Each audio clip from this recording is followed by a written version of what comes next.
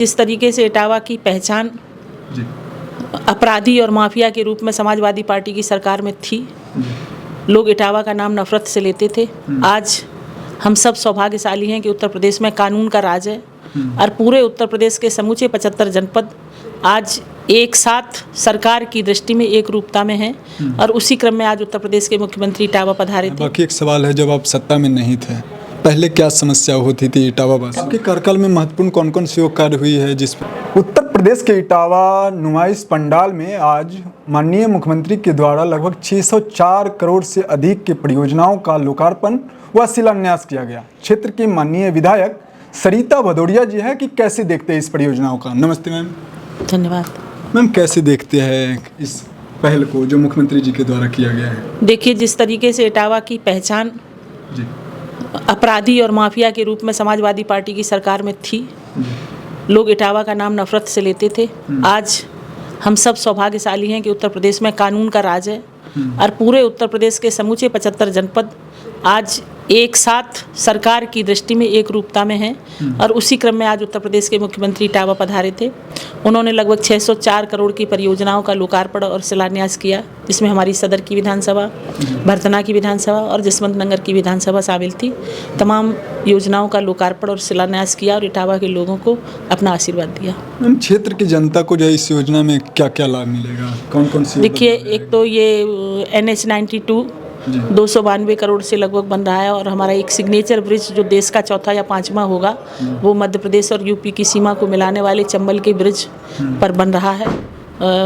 उसका निर्माण कार्य चला और एक बहुत बड़ा यमुना पर हमारे जो लगभग 80-90 गांव हैं उनको जोड़ने वाला पिलुआ महावीर के मंदिर पर एक पुल की स्वीकृति मिली है, जिसका निर्माण कार्य बहुत शीघ्र पूरा हो जाएगा। लगभग 132 करोड़ की परियोजना है और जिसमें से 88 करोड़ रुपए स्वीकृत होकर और काम प्रारंभ होने की स्थिति में है। बाकी एक सवाल है, जब आप सत्ता में नहीं थे पहले क्या समस्या होती थी इटावा वासियों की, अब उसका कौन कौन सी वो परियोजना है? देखिए, मैं जब सत्ता में नहीं थी तो यहाँ पर आज भी यहाँ पर जिस तरीके से लोग गुंडागर्दी करते हैं, लोगों की ज़मीनों पर कब्जे करते हैं और सबसे दुखद स्थिति तो ये है कि समाजवादी पार्टी के लोग और उनके नेता अपने गिरबान में झाँक कर दूसरों को देखते हैं, दूसरे के घरों को देखेंगे, दूसरे की ज़मीनों को देखेंगे, दूसरे के प्लाटों को देखेंगे। अपना रूप भी कभी उन्हें आईने में देखना चाहिए।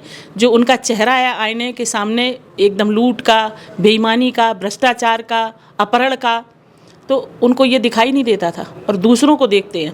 आज समाजवादी पार्टी के लोग भारतीय जनता पार्टी के कार्यकर्ताओं पर, उनके नेताओं पर उंगली उठाते हैं।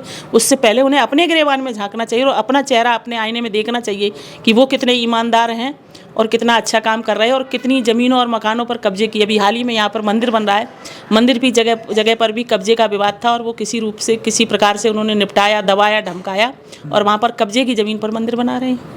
बाकी मैम, आपके क्षेत्र में कॉलेज की पहले की स्थिति में अभी क्या? पहले कुछ नहीं था। हमारे क्षेत्र में अभी एक सैनिक स्कूल सरकार की सहयोग से आदरणीय रक्षा मंत्री राजनाथ सिंह जी ने सैनिक स्कूल स्वीकृत किया है। हमारे पारपट्टी क्षेत्र के लिए एक बड़ी उपलब्धि है। बाकी पहले कहा जाता था कि इटावा के नाम लेने से लोग डरते, तो क्या अभी भी डरते हैं? नहीं, इटावा का नाम लेने से लोग नहीं डरते थे। इटावा में इतना अपराध था कि अच्छा आदमी आना ही नहीं चाहता था, पसंद नहीं करता था, लेकिन आज ऐसी स्थिति नहीं है।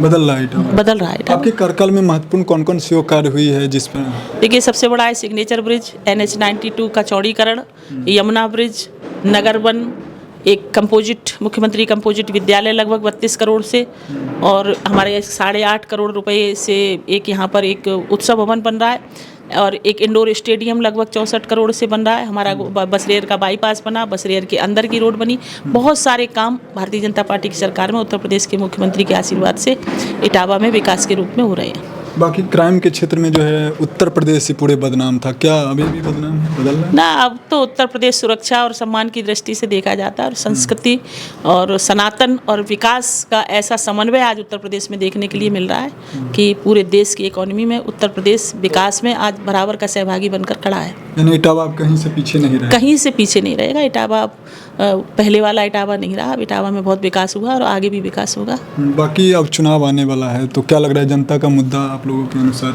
देखिए, चुनाव आने वाला है, मुझे लगता है कि जनता के लिए हम लोगों ने बहुत काम किया और आगे आने वाले 27 में भी फिर से हमें आशीर्वाद प्राप्त होगा।